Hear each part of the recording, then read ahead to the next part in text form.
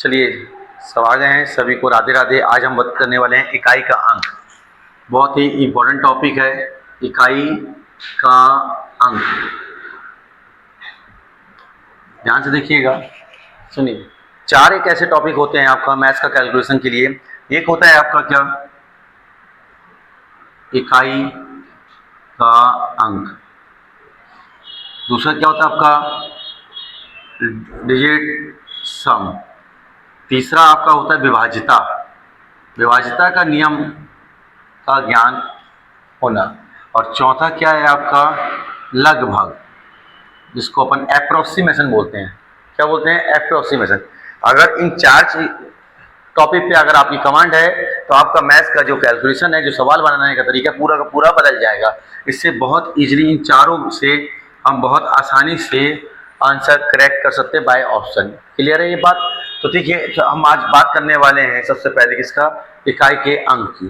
तो इकाई का अंक क्या होता है, जैसे कोई भी संख्या लिखी होती है, इकाई के अंक इसको बोला जाता है यूनिट डिजिट। क्या बोला जाता है, यूनिट डिजिट, या फिर इसको बोलेंगे अपन अंतिम अंक। मान लीजिएगा, समझिएगा इकाई का अंक कहलाता क्या। मान लो ये संख्या लिखी है, जैसे 3 4 5 6 7 8 6। दिख रहा है आपको, ये संख्या लिखी हुई है। इस संख्या को आप देख पा रहे हैं, 3 4 5 6 7 8 6 ये लिखा हुआ है। तो यहाँ पे अगर मैं बोलूँगा कि इकाई का अंक बताइए, तो इकाई का अंक या अंतिम अंक कहलाता है ये। बस समझ में आ रही, यहाँ पे ये कहलाएगा क्या, इकाई का अंक।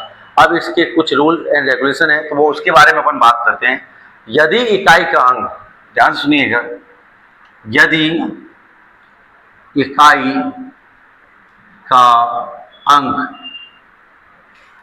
0 1 5 6 दिख रहा है। टोटल आपके पास 10 अंक हैं। कितने अंक है, 10। 0 1 2 3 4 5 6 7 8 9। ठीक है, देख पा रहे हैं टोटल अंक कितने हैं। टोटल आपके पास 10 अंक हैं। और जो भी संख्या बनेगी इन्हीं अंकों से मिलकर बनती है आपका। ठीक है, तो ये 10 अंक दिख रहा है। 10 अंक में हमने किसकी किसकी बात कर ली, 0 की, 1 की, 5 की, 6 की। क्या ये बात समझ में आ रही है? अगर आपके पास इकाई के अंक में 0 1 5 6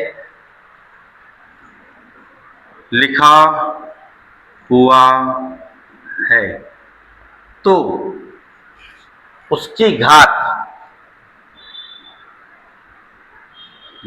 मतलब पावर, उसकी पावर में कुछ भी लिखा हो। बस में आपको कोई संख्या दी गई है, उस संख्या में अगर इकाई के स्थान पर 0 आ जाए, 1 आ जाए, 5 आ जाए, 6 आ जाए और उसकी घात में कोई भी संख्या लिखी हो, कितनी से भी बड़ी कितनी, तो आपका इकाई का अंक, बस में कुछ भी लिखा हो, इकाई का अंक अपरिवर्तित रहता है। ठीक है, क्या लिखा हुआ, यदि इकाई का अंक 0 1 5 6 लिखा हुआ है तो उसकी घात में कुछ भी लिखा हो, इकाई का अंक अपरिवर्तित रहता है। अब आपको ये बात अगर नहीं समझ में आ रही है तो इसका एग्जांपल देखिए। जैसे देखिए, जैसे मान लो आपके पास लिखा हुआ है 1 2 4 5 लिखा हुआ है और इसकी घात लिखी है 2 3 4 6। दिख रहा है आपको? ठीक है, तो यहाँ पे इकाई का अंक कितना है, 5। इकाई के अंक में उसके बाद कुछ भी लिखा हो उससे कोई मतलब नहीं होता। मतलब सिर्फ किससे रखना होता है, इकाई के अंक से। तो इकाई का अंक कितना है, यहाँ पे 5 है। क्लियर है? अब देखो, जब भी इकाई के अंक को आपको सॉल्व करना होता है तो हम यहाँ पे 4 का यूज करते हैं, 4 का। तो 4 का यूज करते हैं, तो 4 की विभाज्यता का नियम क्या कहलाता है कि अगर अंतिम 2 अंक में 4 का भाग जा रहा है तो पूरी संख्या में 4 का भाग चला जाएगा। अब 4 का यूज क्यों करते हैं मैं अभी आपको बता रहा हूँ थोड़ी देर में। तो पहले 46 देखिए, 46 में आपने भाग दिया किससे, 4 से। तो 4 से भाग दिया तो 46 में आपने 4 से भाग दिया तो 11 चौको 44, कितना बचा? जितना भी बचेगा आपको समझ में आ रहा है उस उतना आप इसकी पावर में लगा दीजिएगा। तो लगाया आपने, तो 5 की पावर 2 कितना हुआ? 25। तो देखो 25 का इकाई अंक कितना आ गया? 5। तो क्या ये बात समझ में आई आपको? इसी तरह से चाहे आप 0 रख लीजिएगा, चाहे आप 1 रख लीजिएगा, चाहे आप 6 रख लीजिएगा, मान क्या रहेगा आपका? अपरिवर्तित रहेगा। क्या इस एग्जाम्पल के माध्यम से आपको ये बात समझ में आई कि अगर आपका इकाई के अंक में 0, 1, 5, 6 है तो उसका मान क्या रहेगा आपका? अपरिवर्तित रहेगा। क्लियर है? यहाँ पे ये बात क्लियर हुई आपको? तो आपके टोटल 10 अंक होते, 10 अंक में से हमने किसकी किसकी बात कर ली? 0 की, 1 की, 5 की, 6। अगर ये 4 में से कोई भी अंक इकाई के स्थान पे आ रहा है और उसकी घात में कुछ भी लिखा हुआ है तो आपको हल करने की जरूरत नहीं है। इकाई का अंक 0 अगर है इस स्थान में तो 0, 1 है तो 1, 5 है तो 5, 6 है तो 6। ये बात सबको क्लियर हुई? कि आपने अभी क्या किया कि वहां पे 4 की विभाज्यता का नियम लगाया। तो 4 ही क्यों? तो देखिएगा, आप जैसे मान लीजिएगा 2 की पावर 1 करिएगा तो कितना आ रहा है? 2। ठीक है, 2 की पावर 2 करिएगा तो 4, 2 की पावर 3 करिएगा तो 8 और 2 की पावर 4 करिएगा तो 16। आ रही बात समझ? तो देखो 4 अंक तक क्या हुआ? देखो इकाई के स्थान अलग अलग है। जैसे ही मैं अगर 2 की पावर 5 करूंगा तो कितना जाएगा? 32। तो देखिए इकाई का अंक रिपीट होना चालू हो गया। दिख रहा है? 2 की पावर 6 करूंगा तो 64। देखिए हो रहा रिपीट। क्लियर है? चाहे तो आप ऐसा देख लीजिएगा। देखिए जैसे अब मैंने किया 3 की पावर 1 कितना हो गया? 3। 3 की पावर 2 किया तो 9। 3 की पावर 3 किया तो 27 और 3 की पावर 4 किया तो 81। आ रहा बात समझ? तो यहाँ देखिएगा चारों अंक कैसे हैं? अलग अलग है। 4 तक तो अलग आया, जैसे ही मैंने 3 की पावर 5 किया तो 243 क्या रिपीट होना चालू हो गया? आ रही बात समझ? फिर 3 की पावर 6 किया तो कितना हो गया? 729। देखो आ रहा है बात समझ? ऐसे लगातार करते जाएंगे तो ऐसे मिलता चला जाएगा। तो 4 तक साइकिल कैसी होती है? इकाई की अंक की अलग अलग होती है। अब 5वें से क्या हो जाती है? से रिपीट होना चालू हो जाता है। कोई भी संख्या ले लीजिएगा, किसी की पावर कर लीजिएगा, आपको रिजल्ट यही मिलेगा। इसलिए अपन किसका यूज करते हैं? 4 का। ठीक है, इकाई का हम किसका यूज करते हैं? 4 का।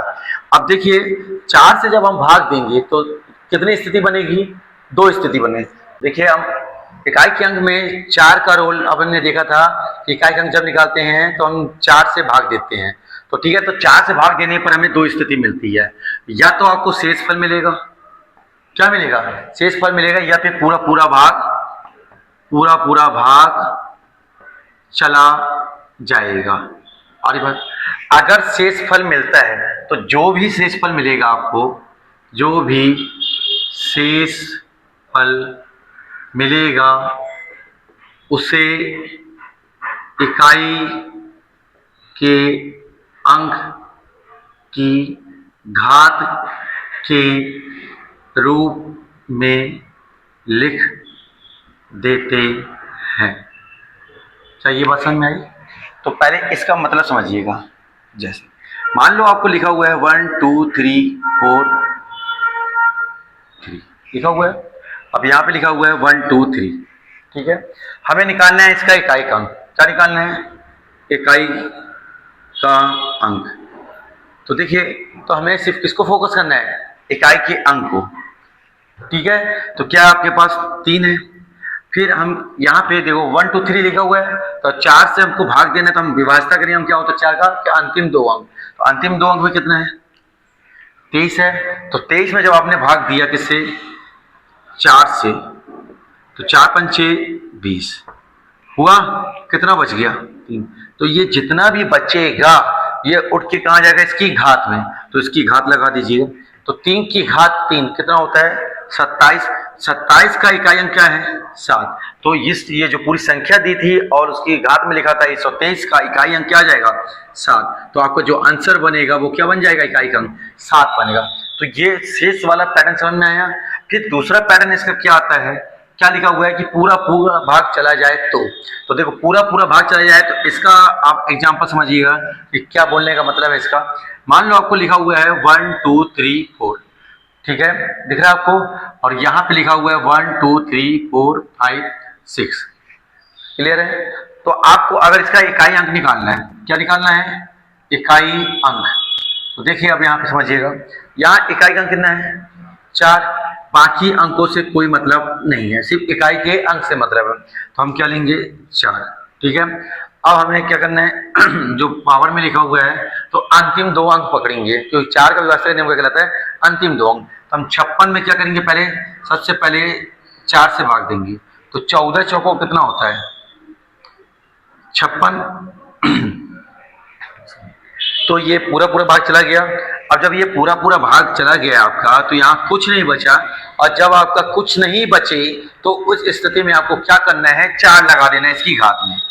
क्या लगा देना है, कुछ ना बचने की स्थिति में जब पूरा पूरा भाग चला जाता है तो हम इकाई के अंक की घात के रूप में 4 लिखते हैं।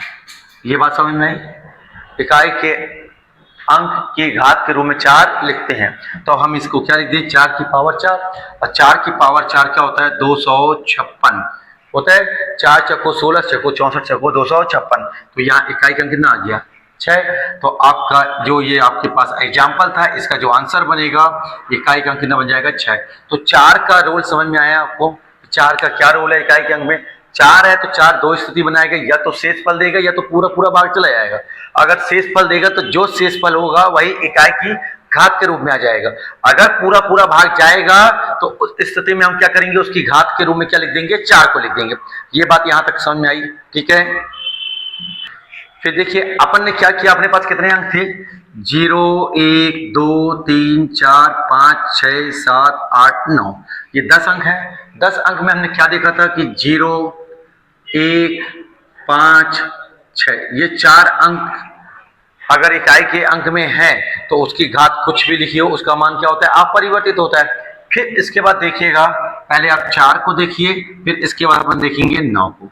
ठीक है, तो पहले हम किसको फोकस कर रहे हैं, 4 को। तो देखिए अगर इकाई के अंक में 4 आता है, जैसे मान लीजिए 1 2 3 4, ठीक है ना, और इसकी घात लिखी है 125। क्लियर है बात। तो देखो यहाँ पे हम इकाई के अंक की बात कर रहे हैं, तो देखिएगा अब ये क्या लिखा हुआ है 25, तो 25 में 4 का भाग देंगे तो 4 छंग 24। तो इकाई का अंक कितना है आपके पास 4 है। अब 4 की पावर कितना लगा देंगे, 25 में आपने 4 से भाग दिया तो 4 से 24 बचा कितना 1, तो 4 की पावर 1 करेंगे तो कितना आएगा 4 आएगा। आ रही बात समझ। फिर इसके बाद देखिएगा, मान लो यही अंक लिखा हुआ है 1 2 3 4, अब यहाँ पे लिखा हुआ है कितना 126। क्लियर है बात। अब यहाँ पे देखिएगा 26 में 4 से भाग देंगे तो 4 छंग 24, कितना बचा 2, तो 4 की पावर 2 करेंगे तो कितना आ जाएगा 16। तो देखो यहाँ पे अब यहाँ इकाई का अंक कितना आ रहा है 6 आ रहा है। तो कुछ समझ में आ रही बात आपको, क्या बात समझ में आई। अगर घात क्या होगी, विषम होगी, तो आपका इकाई का अंक कितना आएगा 4 आएगा। अगर घात सम होगी तो इकाई का अंक कितना आएगा 6 आएगा। तो देखिएगा यहाँ पे, तो क्या समझ में आ रहा है, अगर 4 के केस में असम का केस है और विषम का केस है। अगर विषम का केस है तो विषम में इकाई अंक, विषम में इकाई अंक कितना आएगा आपका, ये विषम था तो विषम में इकाई का अंक कितना आएगा 4 आएगा, और सम में इकाई अंक कितना आएगा आपका 6 आ जाएगा। ये बात समझ में आ रही है। विषम में इकाई अंक कितना आएगा 4 आएगा, और सम में इकाई अंक कितना आ जाएगा 6 आ जाएगा। क्या ये बात समझ में आ रही है। आप चाहो तो और एग्जांपल ले सकते हो। देखिएगा एग्जांपल एक और चेक कर लीजिएगा, 2 3 5 4 ये लिखा हुआ है। क्लियर है बात। और 1 2 3 7 8 9 क्लियर है बात। तो देखिएगा यहाँ पे अंतिम 2 अंक देखिएगा, ठीक है ना। 89 है आपके पास, तो अब मेरे पास इकाई का अंक कितना 4 है। अब 89 में क्या ये विषम अंक है आपका, तो 89 में हमने 4 से भाग दिया तो 22 चौको कितना होता है 88, बचा कितना 1, तो 4 की पावर 1 कितना आ गया 4। क्या ये बात समझ में आई। तो आपके पास या तो 4 आएगा या तो 6 आएगा, तो ये किस पर डिपेंड करेगा 4 और 6। अगर विषम का केस है तो 4 और सम का केस है तो 6। क्लियर है। तो ये देखिए हमने कौन सा 0 1 5 6 के बारे में पढ़ लिया, 4 के बारे में पढ़ लिया। अब पढ़ना किसके बारे में, अब देखिए, अगर इकाई का अंक 9 होगा तो क्या होगा, तो देखिए आपका 1 2 3 8 9, क्लियर है, 1 4 7 8 2, क्लियर है ये बात। तो यहाँ पे इकाई का अंक कितना है, 9 है, तो देखिए ये 9 लिखा अपन ने।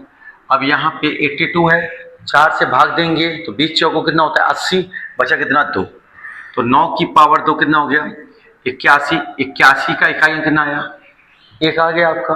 ठीक है, तो यहाँ पे क्या था आपका, ये संख्या कौन सी है, सम है, तो सम की किस में कितना मिल रहा है, एक मिल रहा है। फिर हम एक बार विषम का देख लेते हैं, तो 3 4 8 9, ठीक है, तो 2 3 5 1, कोई दिक्कत यहाँ पे, क्लियर है। तो यहाँ पे देखिए, यहाँ पे क्या इकाई का अंक 9 है, ठीक है, यहाँ पे 51 है, तो 51 में चाहे तो आप पूरी संख्या में 4 से भाग दीजिएगा या अंतिम दो अंक में 4 से भाग दीजिएगा, शेष फल वही प्राप्त होगा आपको। ठीक है, तो 4 से भाग दिया तो 51 में 4 से भाग दिया तो 12 चौको 48, बचा कितना 3, तो 3 लिख दीजिएगा यहाँ पे, लिखा आपने। तो 9 नाम 81, 81 नम्मा कितना होता है 729 होता है, तो 729 का यहाँ इकाई अंक कितना आ गया 9। तो क्या समझ में आया आपको कि विषम में इकाई अंक कितना आ रहा है, ये विषम वाला केस था, तो विषम में इकाई अंक कितना आएगा 9 आएगा, और सम में इकाई अंक कितना आ जाएगा, एक आएगा। तो ये किसका केस हो गया आपका 9 का, बात समझ में आ रही है। अगर सम है तो क्या आ जाएगा, एक आ जाएगा, और विषम है तो 9 आ जाएगा। क्लियर है ये बात सबको, ठीक है। कौन कौन से अंक बचे आपके पास, 2 बचा, 3 बचा, और 7 बचा, और 8 बचा, ये 4 अंक बचे। तो ये 4 कोई भी अंक अगर आ रहे हैं तो आप इजली, आपको तरीका मालूम है निकालने का। तो देखिए किसी भी एक को एग्जाम्पल के तौर पर अपन देख लेते हैं कि अगर मान लो कुछ भी आ गया, तो मान लो लिखा है 1 2 3 4 2 आया। कौन कौन से अंक बचे थे आपके पास, 2 3 7 8, ये 4 अंक बचे थे। इकाई में कोई भी अंक आएगा, मान लो चाहे 2 आ जाए, चाहे 3 आ जाए, चाहे 7 आ जाए, चाहे 8 आ जाए, तरीका सबका सेम रहेगा। तो मान लो यहाँ पे लिखा है 1 2 3 4 5 लिखा हुआ है आपको, तो आपको क्या करना है, यहाँ कितनी भी बड़ी संख्या लिखी हो या कितनी भी छोटी संख्या लिखी हो, आपको क्या करना है 4 से भाग देना है, या तो पूरी संख्या में दे दें तो शेष फल वही प्राप्त होगा, चाहे अंतिम दो अंक में दे तो शेष फल वही प्राप्त होगा। तो हम क्या करते हैं, 4 का व्यवस्था का नियम क्या कहलाता है कि अंतिम दो अंक में अपन भाग देते हैं, देखते हैं पूरा पूरा भाग जा रहा है कि नहीं जा रहा है। अगर पूरा पूरा भाग चला गया तो हम इकाई का अंक जो है हमारे पास क्या है 2 है, तो हम इसकी पावर में क्या लगा देंगे, अगर पूरा पूरा भाग चला जाएगा तो 4 लगाएंगे, नहीं तो जितना बचेगा उतना लिखेंगे।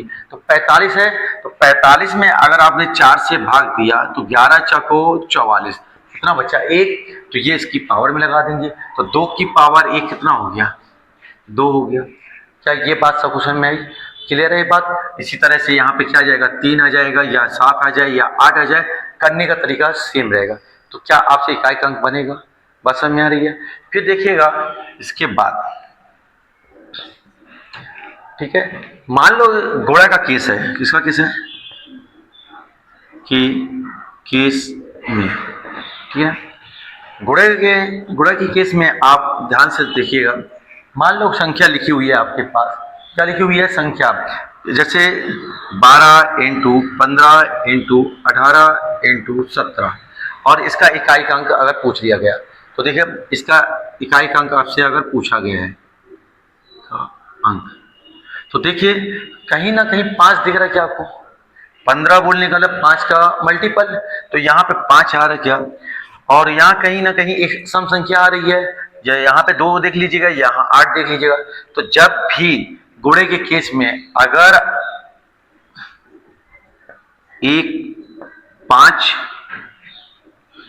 और एक सम संख्या, क्या लिखा हुआ है, अगर एक 5 और एक सम संख्या प्राप्त हो तो ऐसी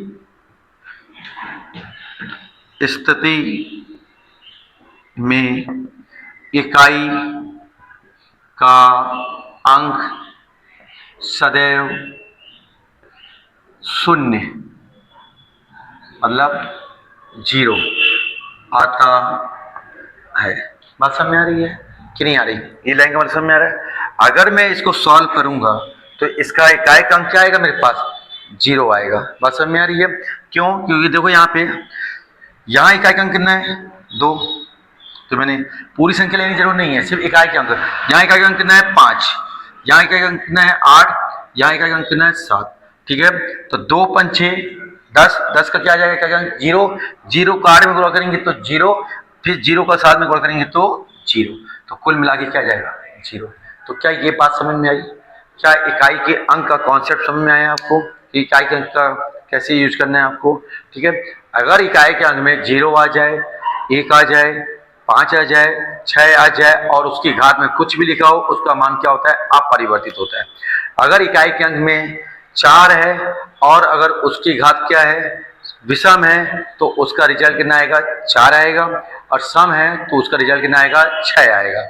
ठीक है, अगर इकाई के अंक में 9 है तो ठीक है, अगर 9 है और उसकी घात अगर विषम है तो विषम के केस में 9 आएगा और सम के केस में 1 आएगा। क्लियर है? तो उसके बाद बचती है 4 अंक बचते हैं, 2 3 7 8। तो इनके केस में जैसा हम सॉल्व करते हैं कि 4 को लेते हैं और उसकी घात में जो भी लिखा होता है उसमें भाग देते हैं, जो भी शेषफल बचता है तो वो शेषफल लिख देते हैं। अगर शेषफल नहीं बच रहा है, पूरा भाग जा रहा है, तो हम 4 लिख देते हैं और फिर हम हल कर देते हैं। फिर हमने गुणा का केस देखा। गुणे के केस में अगर एक सम संख्या आ रही है और साथ में एक 5 मिल रहा है तो उसका इकाई का अंक सदैव क्या होगा? 0 आएगा। क्या ये पूरा का पूरा इकाई के अंक का कॉन्सेप्ट समझ में आया आपको? क्लियर है? बाकी इकाई का अंक कैसे अप्लाई होगा तो हम सवालों के माध्यम से इसको समझेंगे, कैसे लगाना है, किस तरीके से लगाना है, कहाँ इकाई का अंक काम करेगा।